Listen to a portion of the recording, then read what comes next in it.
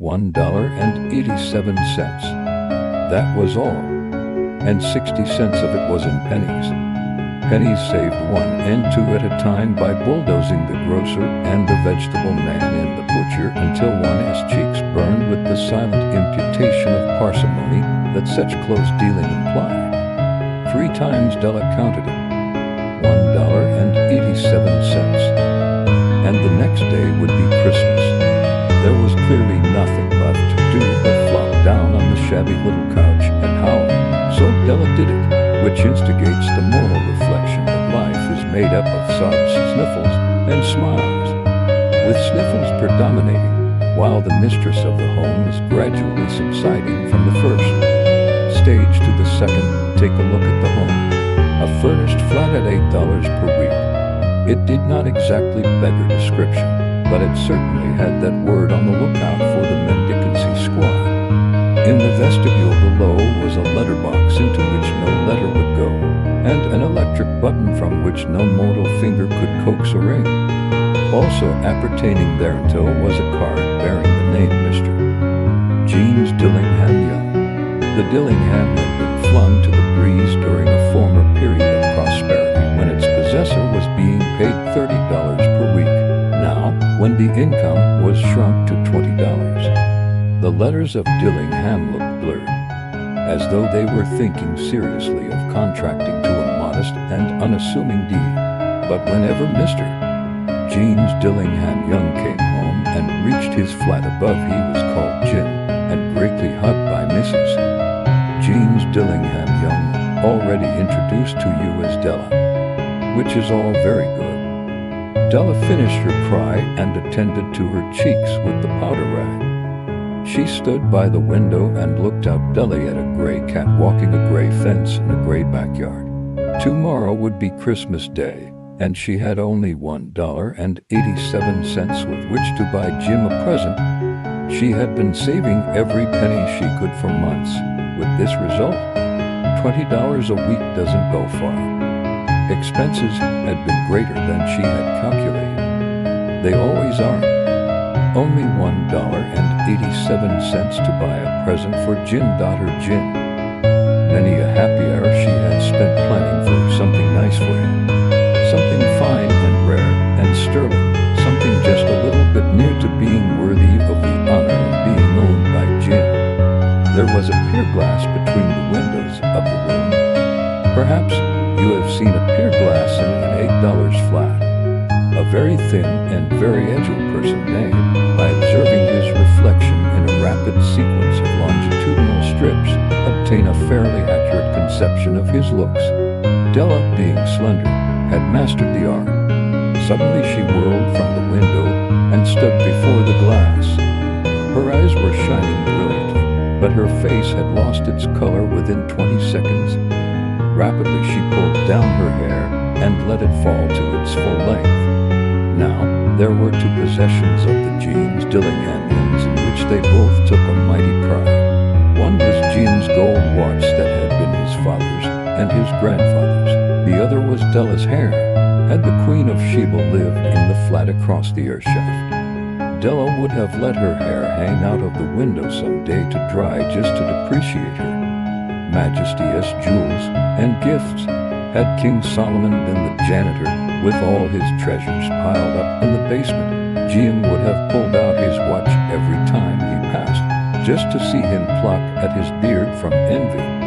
So now Della's beautiful hair fell about her, rippling and shining like a cascade of brown waters. It reached below her knee and made itself almost a garment for her.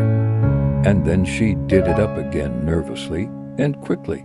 Once she faltered for a minute and stood still while a tear or two splashed on the worn red carpet. On went her old brown jacket, on went her old brown hat. With a whirl of skirts and with the brilliant sparkle still in her eyes, she cluttered out of the door and down the stairs to the street, where she stopped. The sign read, Emily Sofroni, hair goods of all kinds. 1/8 up Della ran, and collected herself, panting. Madam, large to white, chilly, hardly looked the Sofroni. Will you buy my hair? Asked Della. I buy hair, said Madam. Take your hat off and let's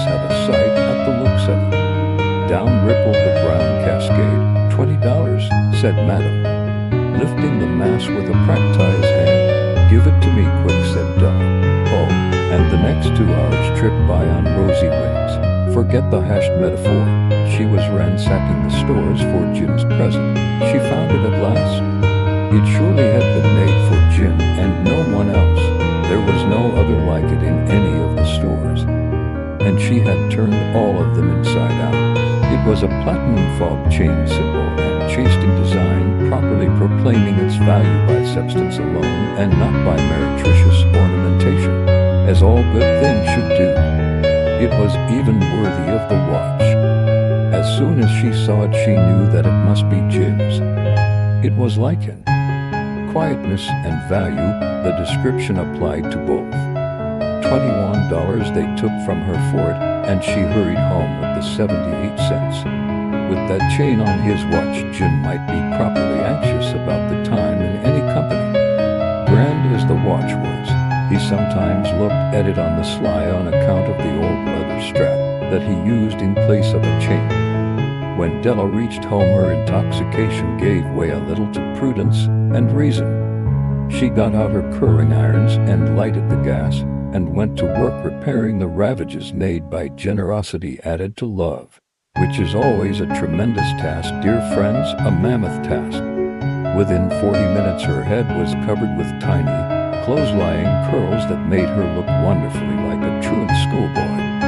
She looked at her reflection in the mirror long, carefully, and critically. If Jim doesn't kill me, she said to herself, before he takes a second look at me, he'll say I look like a Coney Island chorus girl. But what could I do with it? What could I do with $1.87? At 7 o'clock the coffee was made, and the frying pan was on the back of the stove hot and ready to cook the chops. Jim was never late. Della doubled the fob chain in her hand and sat on the corner of the table near the door that he always entered. Then she heard his step on the stairway down on the first flight, and she turned white for just a moment. She had a habit of saying little silent prayers about the simplest, everyday things. And now she whispered, "Please, God, make him think I am still pretty." The door opened and Jean stepped in and closed it. He looked thin and very serious. Poor fellow, he was only 22, and to be burdened with a family. He needed a new overcoat, and he was without gloves. Jim stepped inside the door as immovable as a setter at the scent of quail. His eyes were fixed upon Della, and there was an expression in them that she could not read, and it terrified her. It was not anger, nor surprise, nor disapproval, nor horror, nor any of the sentiments that she had been prepared for. He simply stared at her fixedly with that peculiar expression on his face. Della wriggled off the table and went for him. "Jim, darling," she cried, "don't look at me that way. I had my hair cut off and sold it because I couldn't have lived through Christmas without giving you a present. It'll grow out again. You won't mind, will you? I just had to do it. My hair grows awfully fast. Say, Merry Christmas, Jim, and let's be happy. You don't know what a beautiful, nice gift I've got for you. You've cut off your hair," asked Jim laboriously, as if he had not arrived at that patent fact yet, even after the hardest mental labor. "Cut it off and sold it," said Della. "Don't you like me just as well, anyhow? I'm me without my hair. Ain't I?" Jim looked about the room curiously. "You say your hair is gone," he said, with an air almost of idiocy. "You needn't look for it," said Della. "It's sold, I tell you, sold and gone too. It's Christmas Eve, boy. Be good to me, for it went for you. Maybe the hairs of my head were numbered," she went on with a sudden serious sweetness, "but nobody could ever count my love for you. Shall I put the chops on, Jim?" Out of his trance, Jim seemed quickly to wake. He enfolded his Della. "For 10 seconds let us regard with discreet scrutiny some inconsequential object in the other direction. $8 a week or $1 million a year. What is the difference? A mathematician or a wit would give you the wrong answer. The Magi brought valuable gifts, but that was none among them. This dark assertion will be illuminated later on. Jim drew a package from his overcoat pocket and threw it upon the table. "Don't make any mistake, Dell," he said, "about me. I don't think there is anything in the way of a haircut or a shave or a shampoo that could make me like my girl any less. But if you unwrap that package, you may see why you had me going a while at first." White fingers and nimble tore at the string and paper, and then an ecstatic scream of joy, and then, alas, a quick feminine change to hysterical tears and wails, necessitating the immediate employment of all the comforting powers of the lord of the flat. For there lay the combs, the set of combs side and back, that Della had worshipped for long in a Broadway window.